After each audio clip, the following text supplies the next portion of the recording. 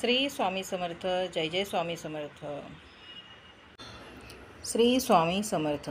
काही वेळेस मन सांगतं की लोकांसोबत तसेच वागायचे जसे ते आपल्यासोबत वागतात, पण परत मन सांगतं की जर आपण त्यांच्यासारखं झालो तर त्यांच्यात आणि आपल्यात काय फरक राहील.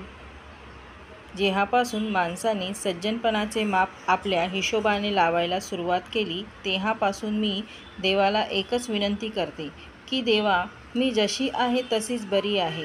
मला चुकूनही यांच्या इतकं सज्जन कधीही करू नकोस. कारण माझ्याकडून कुणाचे भले नाही झाले तरी चालेल, पण माझ्यामुळे कुणाचे वाईटही नाही झाले पाहिजे. एवढं समाधान शेवटच्या श्वासापर्यंत राहू दे. चालता चालता कधीतरी ठेच लागणारच. जगायचं म्हटलं तर दुःख हे असणारच. ठेच लागणार म्हणून चालणं का सोडायचे? दुःख आहे म्हणून जगणं का सोडायचे? दुःखातही आनंदाला कोठे तरी शोधायचे.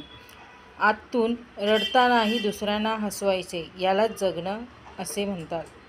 चुकीची वागणाऱ्याला एक वेळ चुकीची जाणीव करून द्यावी. कदाचित तो आपली चूक सुधारून चांगले वागू लागेल.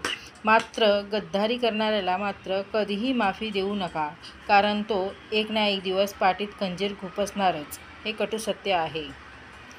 माणूस गरिबामुळे किंवा पैसे नसल्यामुळे कधीच खचत नाही, तर माणूस तेव्हाच खचून जातो जेव्हा काही लोक आपले असून सुद्धा क्षणक्षणाला परक्यांची जाणीव करून देतात.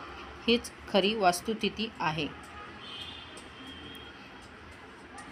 झाडाने कितीही फुलं गमावली यावर झाड कधीच अस्वस्थ होत नाही. ते नेहमी नवीन फुलं तयार करण्यात व्यस्त असते.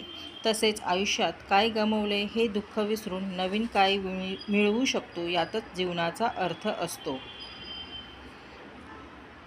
आयुष्यात कधीही कसलीही चिंता, काळजी, प्रश्न, भीती किंवा अगदीच एकटेपणा वाटला तर औदुंबराच्या छायेत जायला विसरू नका, कारण त्यापेक्षा मोठा निवारा ब्रह्मांडात कोठेही नाही. श्री स्वामी समर्थ. जय जय स्वामी समर्थ. श्री स्वामी समर्थ. जय जय